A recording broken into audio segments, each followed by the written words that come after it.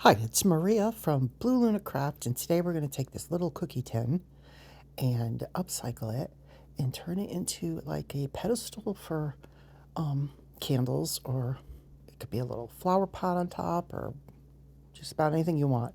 We're going to use this black peel and stick felt. I also have this purplish green iridescent pleather, I want to call it. It's like plastic, it's leather. And what I planned on doing was gluing it around the side, and I'll need to take another piece to make up for the place it doesn't hold. And then I'm going to paint this black, and then I'm going to add these little feet. Look at those toes. All those toes, to give it a little height, a little dimension.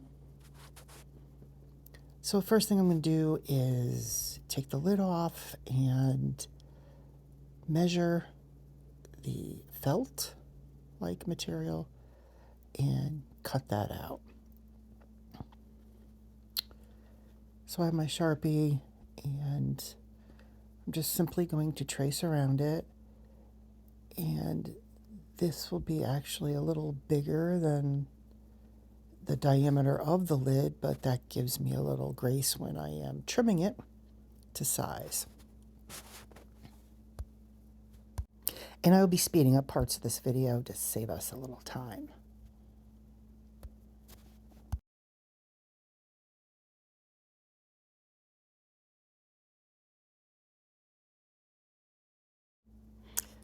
Okay, so I have that piece cut out, and I'm just going to check, and yep, it's going to cover it sufficiently, and I am going to put this piece to the side and move on to the next step.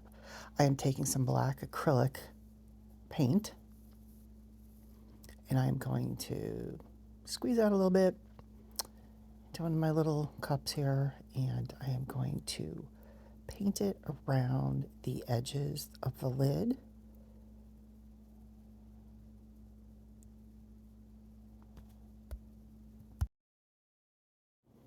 And this acrylic paint covers nicely, especially on metal. And I'm going to go around, get all the edges.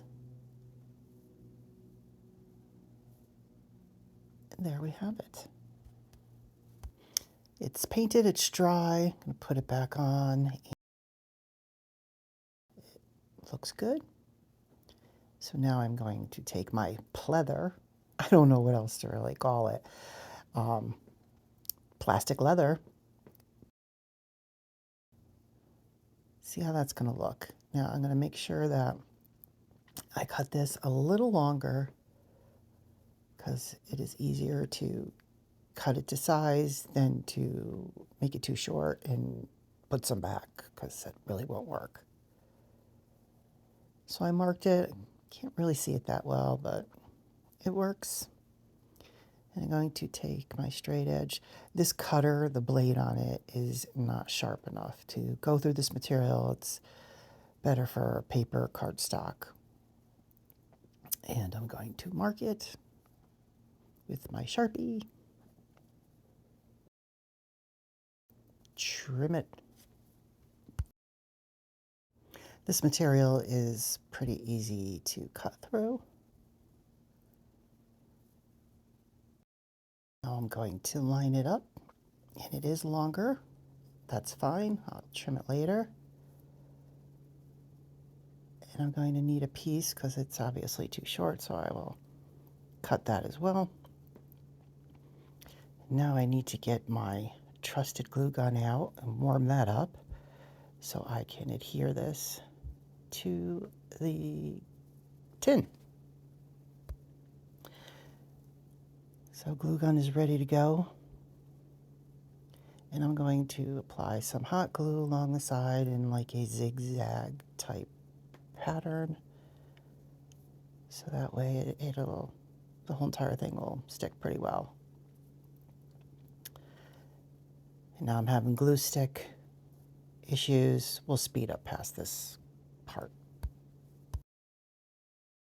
Just a reminder, when you're using a glue gun, the tip can get hot and you can burn yourself.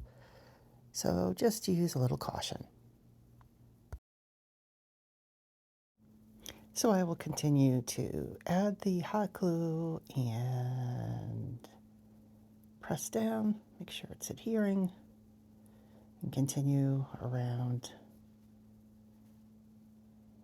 some more with my hot glue zigzagging. I could have used the E6000 that I'm a fan of, but I decided to give my glue gun a try for this, and it works out just fine. This cookies tin I had bought during the holidays, I think at Walmart, and you know they have the other bigger tins too, and maybe when I get a bigger tin I'll come up with a different project for one of those, but I like to try and reuse to reduce waste, and you know, it's a nice afternoon to sit here and make something. So I'll put the last piece on.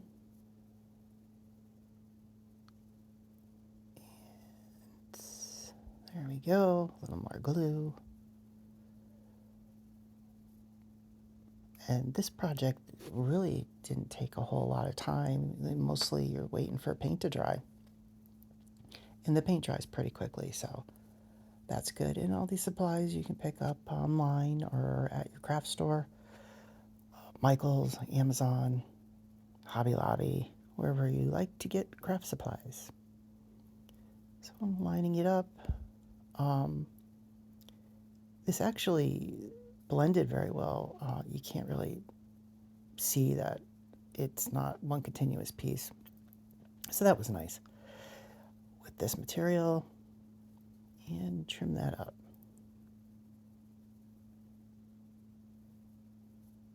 I think I like the way this is turning out. And one final look around, see how everything's lined up and looking, and I think I'm pretty happy. Now I'm just going to go over and touch up a couple little spots that maybe could use a little more paint on. I find personally that I like the process of painting, and I might paint a little more than I really need to, but hey, there's no rules, right? So that's dried. The top is on, and I'm going to peel, try to find the edge. You know, it's one of those things. Trying to find the edge. I promise I find it. Thanks for bearing with me. Oh, here we go. And we just place this sticky side down. We're just going to eyeball it. It's not an exact science. And this sticks very nicely. I did clean this with soap and water and ran an alcohol wipe over it to get rid of any residue so everything will adhere nicely. And I think it's looking pretty good. I don't know, what do you think? Yeah, I'm pretty pleased with this. Now it's time to add on the feet with all the toes. So for that, I'm going to add 4 feet. And I'm just going to mark on the can about equal distance for each foot where to put my glue. So the feet are going to be in a little more, not closer to the edge, because there's like a little lip there and it won't work. So I have my E6000 and my pliers to twist it off. Even though I clean the glue off the nozzle, it still sticks, which is okay because it's not really difficult to get it off. But that's how good this glue is. It glues itself. So I'm going to dab on about a pea size of glue onto my marked area. And I always try to wear a glove because this glue is sticky. I'm going to place that foot there. Try to get it as straight as possible. And then continue around the rest of the tin. And a pea size of glue is all you need, and just be aware that there are some fumes. It's not terrible, but you might want to have a little fan on or crack a window while you're using this. And there we have it. Now we wait and dry. There we go, our little feet.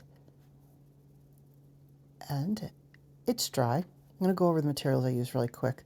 Again, I use this, what I call pleather fabric, plastic, and also some acrylic black paint. I had the glue gun and the E6000 and the peel and stick satin, not satin, felt material. And here it is completed. I think it turned out rather nicely using stuff I had around the house. I'm going to show you what it looks like with different candle jars on top of it. It's a taller Kringle candle jar. Looks pretty good. And I also have a Homeworks candle. This is a 3-wick, just to give you an idea of what different size candles look like. And then there's a Goose Creek candle on there as well. Like I said, you can put a little plant or anything, whatever your heart's desire. Thanks for sticking around, and subscribe and follow.